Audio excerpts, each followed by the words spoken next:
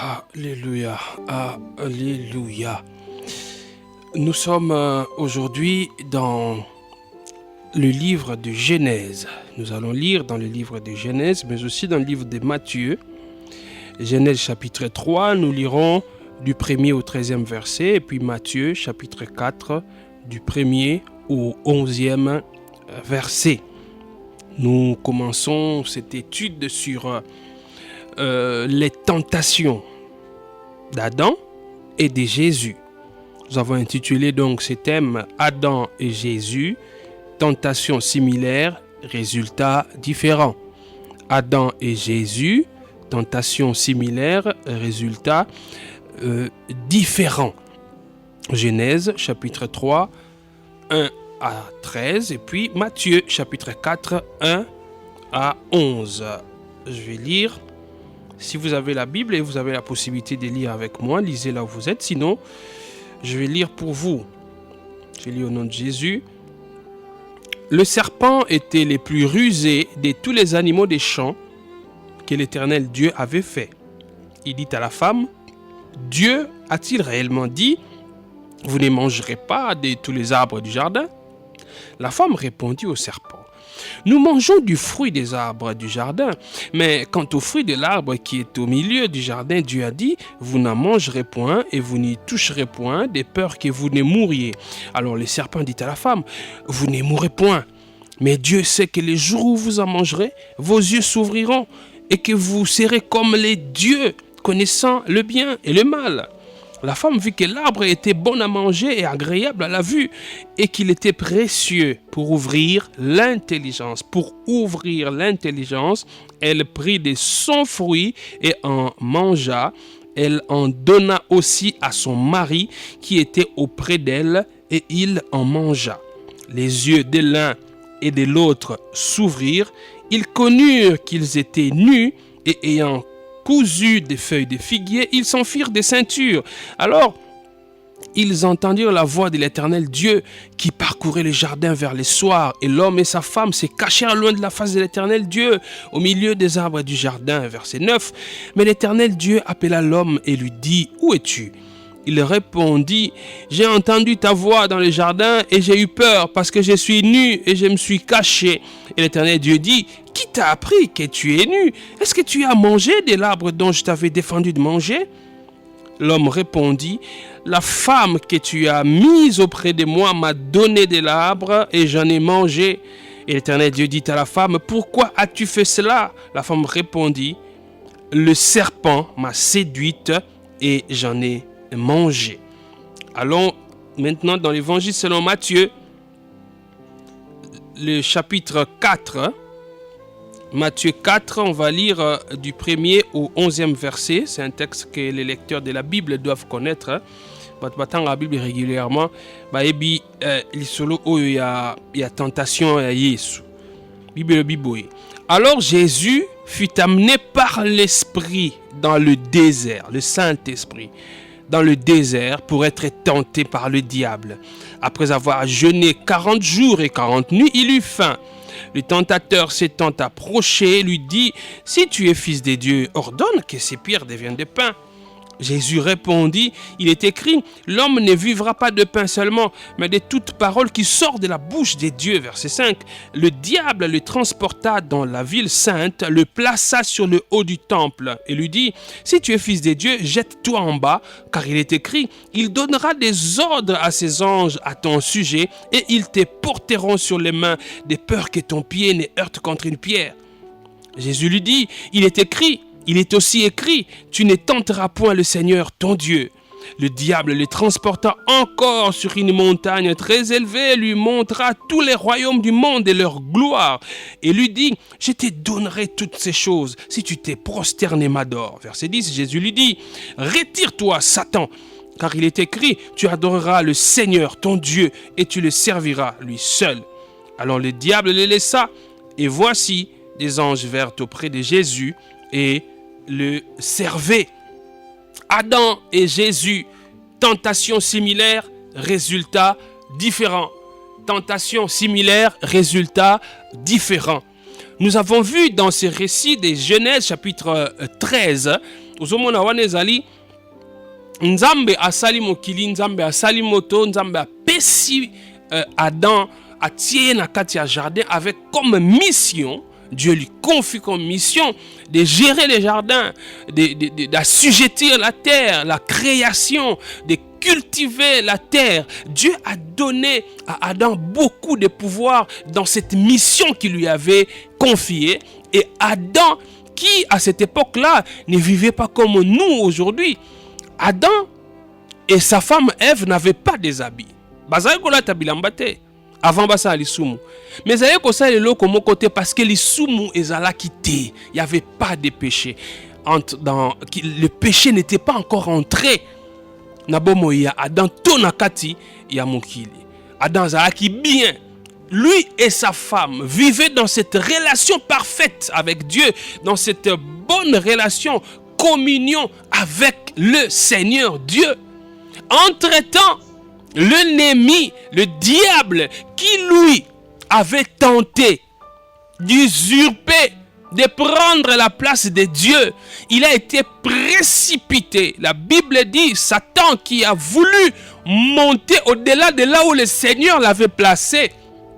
Satan qui était un ange de lumière. Satan, ce n'était pas un ange des rangs. Satan, c'était un archange. Il était un ange supérieur. Un ange qui gérait d'autres anges. Mais au lieu de rester dans la position où le Seigneur l'avait placé, il a voulu monter au-delà. Et le Seigneur l'a précipité. Et son sort a été scellé. Satan qui avait un sort scellé, qui ne pouvait plus jamais entrer en communion parfaite avec Dieu, il a voulu aussi détourner l'homme. Il a incité l'homme à pécher, à désobéir à Dieu, afin de briser sa relation avec Dieu. Et là, nous voyons, quand Adam et Ève ont cédé à la tentation du diable, ils ont péché contre le Seigneur, et cette parfaite communion qu'il y avait entre Adam et Dieu a été brisée. Eux qui vivaient dans de très bonnes conditions, eux qui vivaient dans une relation directe avec Dieu, mais à cause du péché, les sous-moutants et koti, omoni relation et baby, et bah conséquence est qui est belé. Ce que tu as dans Romains chapitre 5 verset 12, vous allez voir comment la Bible nous dit que le péché est entré par un seul homme. Mais les conséquences du péché qui est entré par un seul homme ne se sont pas limitées à un seul homme. Adam a péché, mais les conséquences se sont étendues sur toute l'humanité. Les conséquences se sont étendues non seulement même sur l'homme, même sur la création.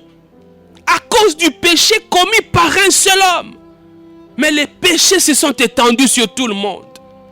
C'est pourquoi, frère, sœur, il faut que tu fasses attention à certains actes que tu poses. Oui, à chaque fois que le diable vient te tenter, à chaque fois que le diable t'incite, te pousse au péché, sache-le bien que si tu cèdes, les conséquences, tu ne pourras plus les maîtriser. Oui, quand tu cèdes à la séduction, quand tu cèdes aux tentations du diable, quand les conséquences viendront, elles seront incalculables. Tu pourras peut-être plus maîtriser ces conséquences-là. Tu ne pourras que regretter. Oh, si je savais, pourquoi ai-je fait ça? Regarde aujourd'hui, ma femme m'a quitté. Regarde aujourd'hui, je ne suis plus avec mon mari juste parce que j'avais tenté de faire ceci. Et là, quand mon pied au sali, mes conséquences tala et belé. C'est pourquoi maîtrise-toi. Résiste au diable. Ne cède pas aux tentations du diable, mon frère. Ne cède pas au diable, ma soeur. Si tu fais ce qu'il te demande de faire, si tu tombes, les conséquences, tu ne pourras peut-être plus les maîtriser. Adam a péché, a cédé, et comme conséquence, aujourd'hui, nous sommes devenus des mortels. Dieu, quand il l'a créé, c'était pour qu'il vive éternellement dans sa chair. Dans sa chair, Adam devait vivre éternellement. Mais à cause du péché, la mort est entrée. La mort physique. Si nous mourons aujourd'hui, c'est parce que Adam avait cédé à la tentation du diable. Aujourd'hui, que tu sois saint, que tu sois païen, que tu sois intellectuel, que tu sois un illettré, que tu sois un fumeur de chanvre, que tu sois un chantre à l'église, que tu sois pasteur, prédicateur, que tu sois président, ministre, je ne sais qui, tout le monde passe par la mort physique. Tout le monde.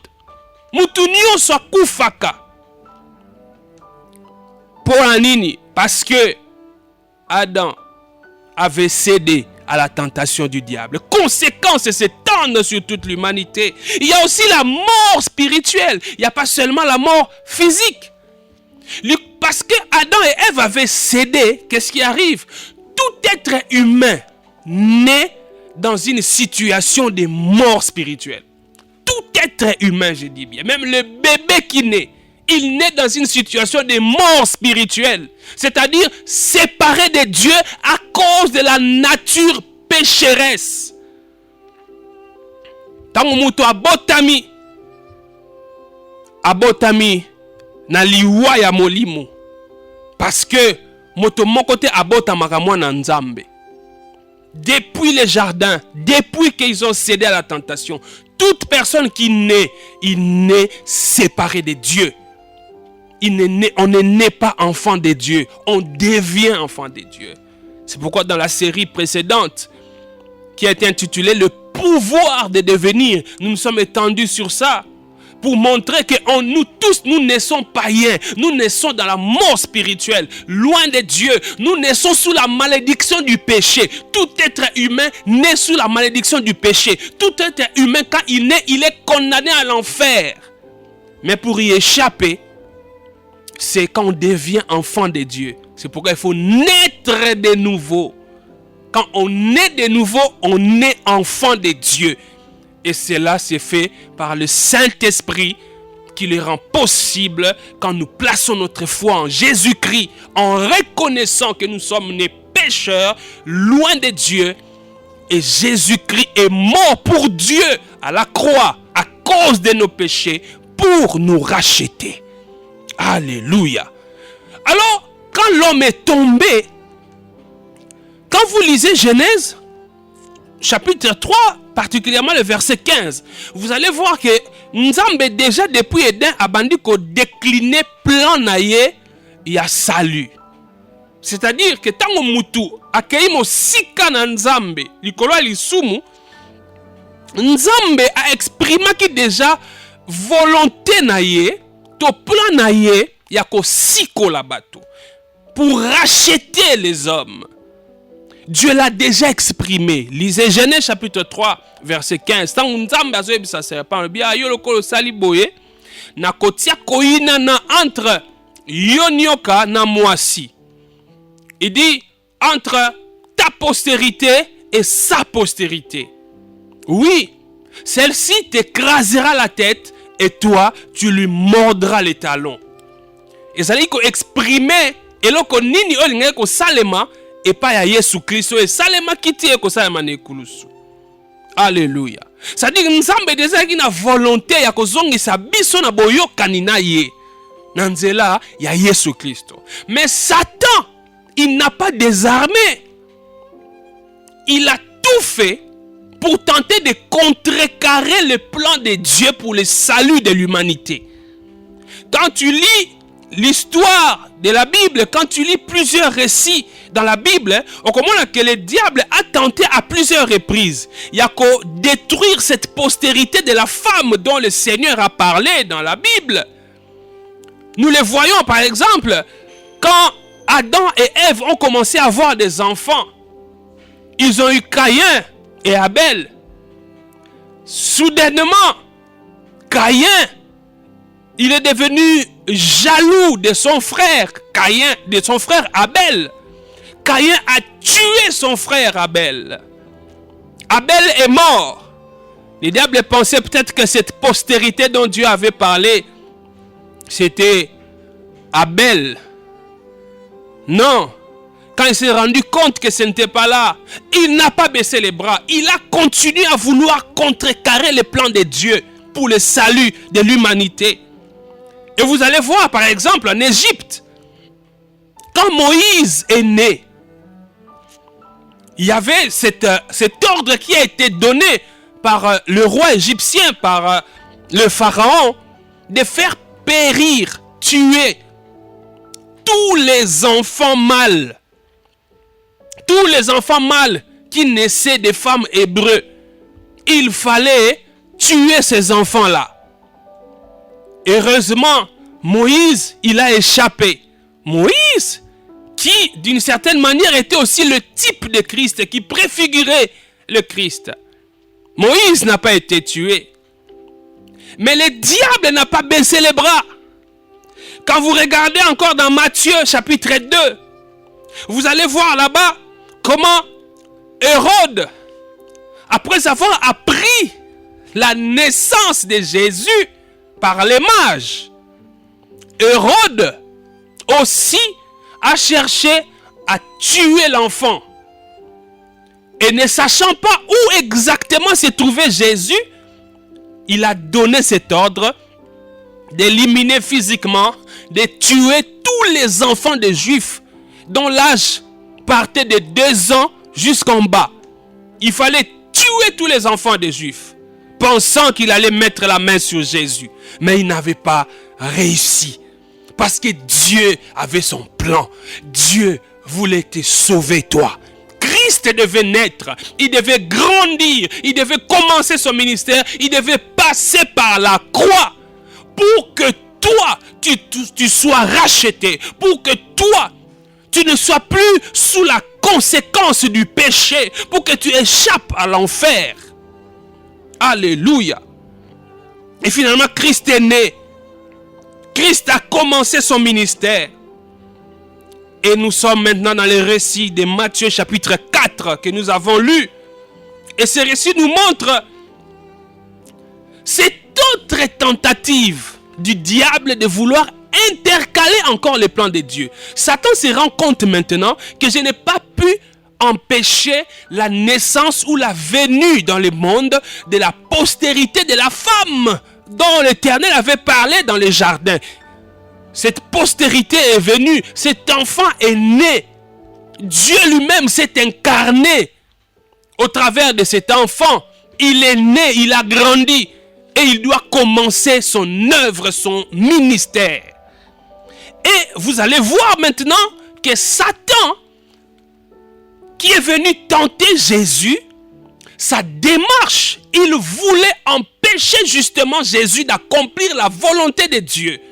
Parce que il savait que si cette volonté de Dieu est accomplie, l'humanité est sauvée. Et il a tout fait pour empêcher Jésus de monter à la croix. Mais ce passage où ce chapitre 4 de Matthieu commence par quelque chose qui peut étonner plus d'un. La Bible dit, Jésus fut amené par l'Esprit, par le Saint-Esprit dans le désert pour être tenté par le diable. Vous voyez? C'est le Saint-Esprit, donc Dieu lui-même, qui a amené Jésus dans le désert pour être tenté par le diable. C'est Dieu lui-même qui a permis cela, qui a voulu que Jésus soit tenté par le diable. Le diable qui pensait pour vouloir intercaler les plans de Dieu, il ne savait pas que le Seigneur étant le maître de temps et de circonstances, au travers de cette tentation de Jésus, il fallait que Jésus puisse démontrer qu'il était digne de passer par la croix, qu'il était digne d'être ce sacrifice que Dieu devait agréer. C'est pourquoi il devait passer par la croix. Yango na komona Bible lobi awa molimo nde amemi Yesu na désert pona Satana, pardon, pona Satana a tenté Jésus. Parce que n'oubliez pas, quand Jean-Baptiste a présenté Jésus, il a présenté Jésus comment? Comme qui? Il a dit, voici l'agneau de Dieu qui ôte le péché du monde. Il a dit, voici l'agneau. Jésus, quand il est présenté comme l'agneau, c'est-à-dire le sacrifice que le Père cherchait depuis longtemps, le sacrifice qui allait satisfaire au Père. Donc, Jésus comme agneau, il dit Jésus qui doit passer par la souffrance. Yango comme on a la tentation, Satan ça andeti que a comme persuader Jésus pour éviter souffrance. Il fallait obligatoirement que Jésus passe par la souffrance. Yango comme on a yemoko tangazo sambela. Je connais Gethsemane lobby. Tata, ce qui est possible, éloigne de moi cette coupe. Mais non pas ce que moi je veux, non pas ma volonté, mais que ta volonté se fasse. C'était ça justement la volonté. L'agneau devait être immolé. Or, agneau, oya kolongola masumu, ce qui est allé dans l'Ancien Testament, le sacrifice de préfigurer Yesu, nyama oya sengela ki, azala sacrifice, et sengela ki, à respecter les critères. Nyamawana akokaki kozana défauté. Par exemple, Nyamawana il fallait azala parfait. Yango komona soki mutu dans l'Ancien Testament aye na nyama pona aleka na sacrifice, qu'est-ce qui s'est passé?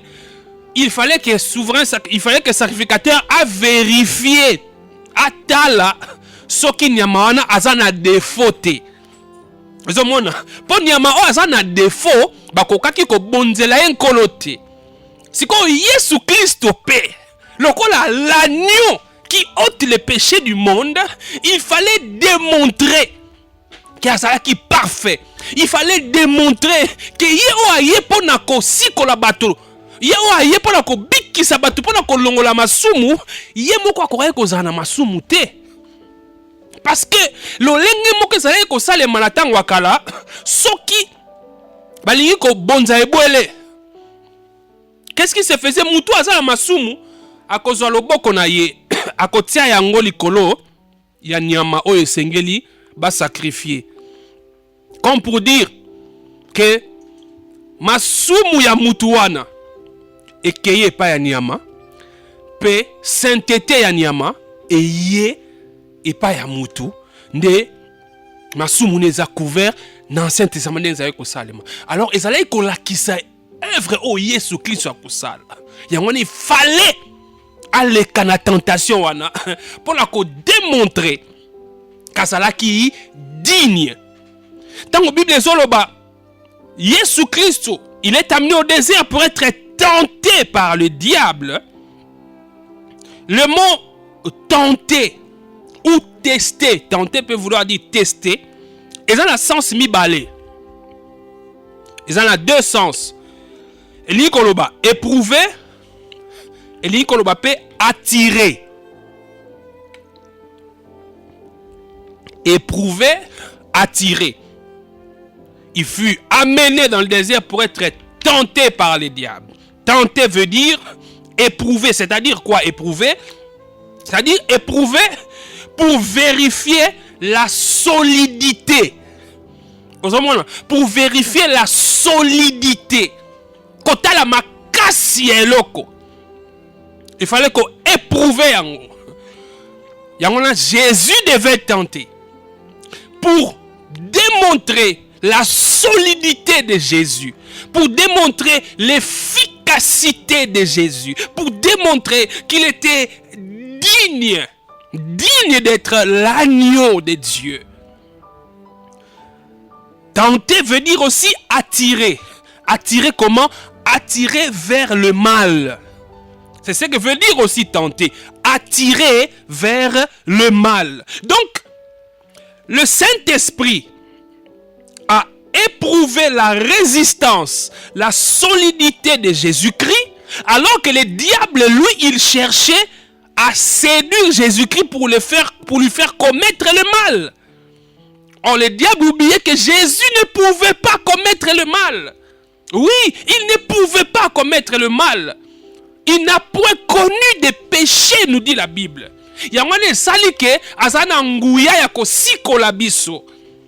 Mais Jésus, cette tentation était réelle. Excusez-moi, ce n'était pas une tentation irréelle, c'était une tentation réelle. Malgré l'impossibilité pour Jésus de pécher, la tentation était bel et bien réelle.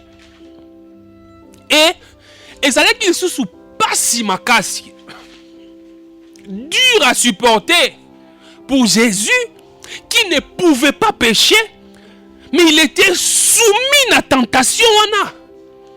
Alléluia. C'était dur.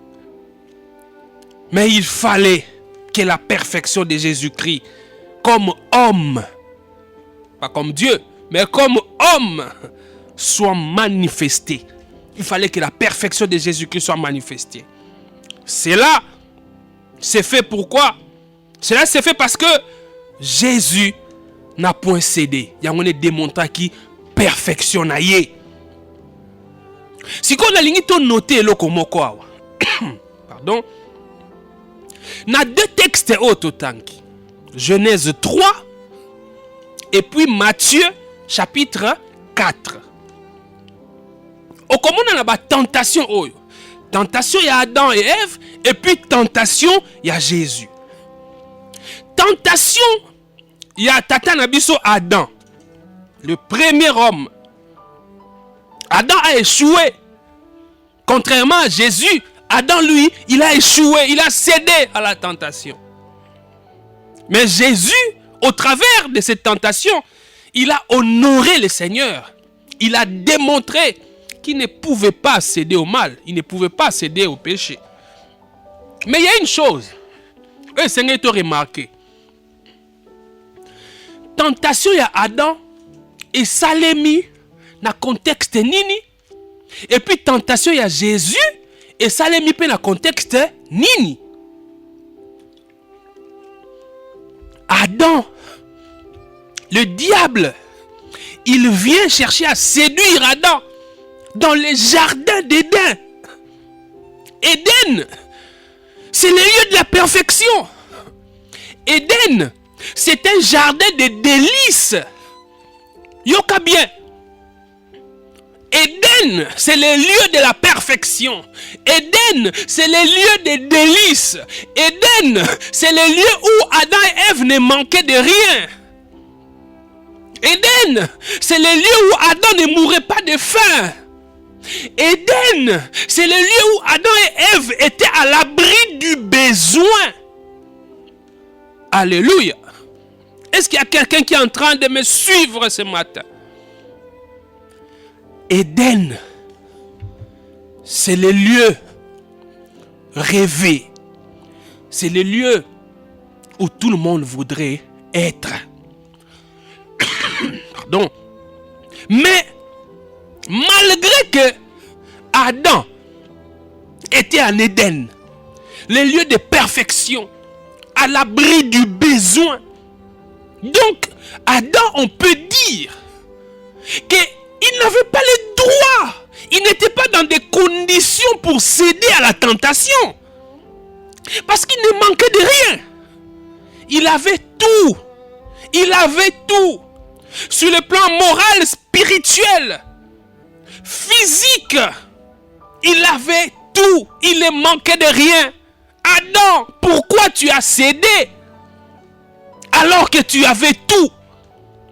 Mais quand tu regardes Jésus, la tentation est intervenue où? Dans le désert. Dans le désert.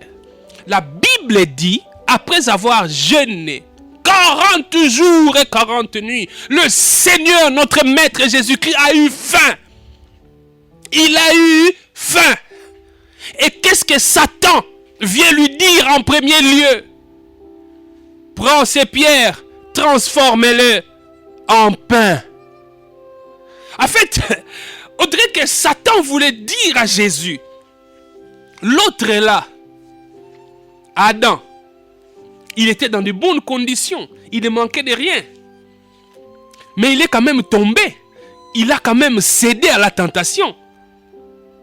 Mais toi, regarde, tu es vraiment dans une situation propice pour que tu cèdes à la tentation.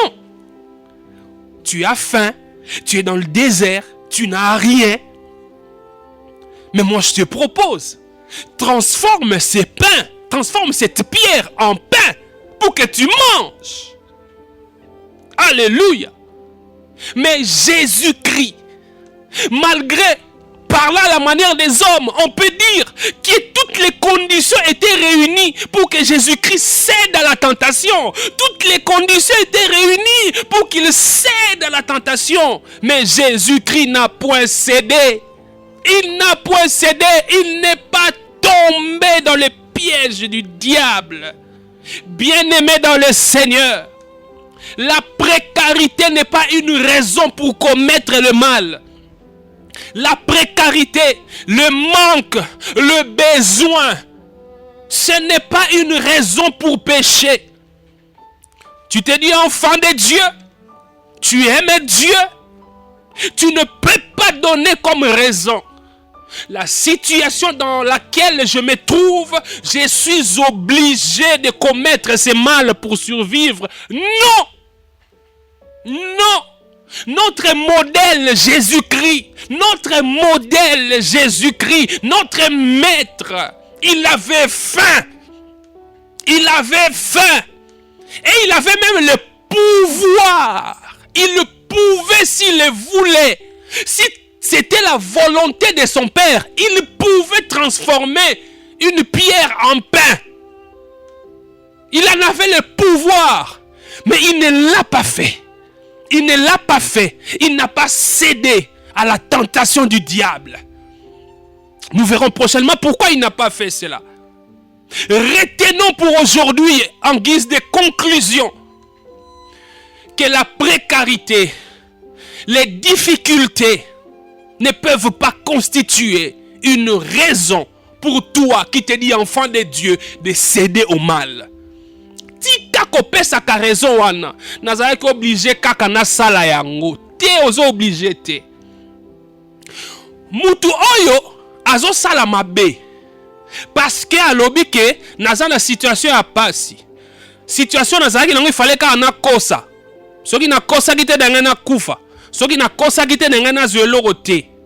Oza lokola mutu oyo aza na nzala. Liboso na yo bayeli yo biloko ya kitoko, biloko olingaka. Na ebite yo lingaka kolia nini? Na pese exemple. Tamusi yo lingaka kolia ntakamadesu na loso. Na muntambu.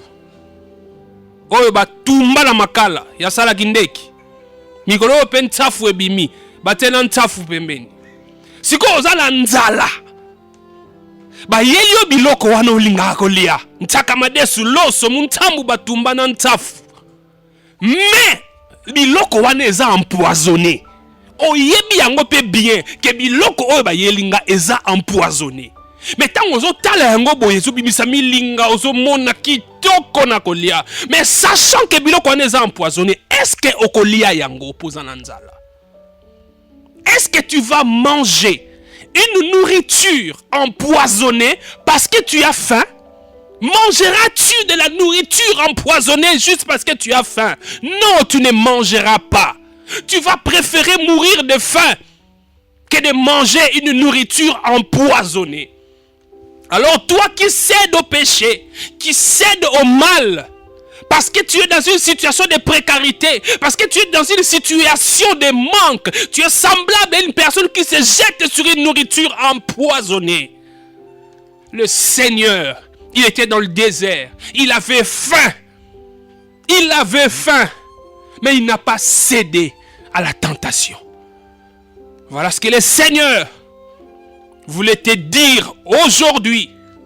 Ne cède pas parce que tu es dans la difficulté. Ne cède pas. Ne donne pas ton corps parce que tu as besoin de points. Ne donne pas ton corps parce que tu as besoin de ce boulot-là. Ne donne pas. Ne donne pas. Ne cède pas. Ne cède pas, ma soeur. Ne cède pas, mon frère. Ne cède pas. Tu ne diras pas à Dieu, comprends-moi, j'étais obligé. Non, tu n'es pas obligé. Tu n'es pas obligé. Alléluia. On va prier. On va prier. Père, merci pour ta parole. Seigneur, tu sais pourquoi tu as permis que mon frère puisse écouter cette parole aujourd'hui. Tu sais pourquoi tu as permis que ma soeur puisse écouter cette parole aujourd'hui. Tu connais sa situation. Peut-être qu'ils sont dans une situation pareille à celle que toi-même, Jésus, tu as rencontrée dans le désert. Et enfin, mais tu n'as pas cédé à la tentation. Ayant le pouvoir de transformer une pierre en pain. Mais tu ne l'as pas fait. Parce que tu ne devais pas obéir au diable. Parce que tu ne devais pas céder au diable. Qu'il en soit ainsi pour moi, pour ma soeur et pour mon frère. Seigneur, je prie par le Saint-Esprit.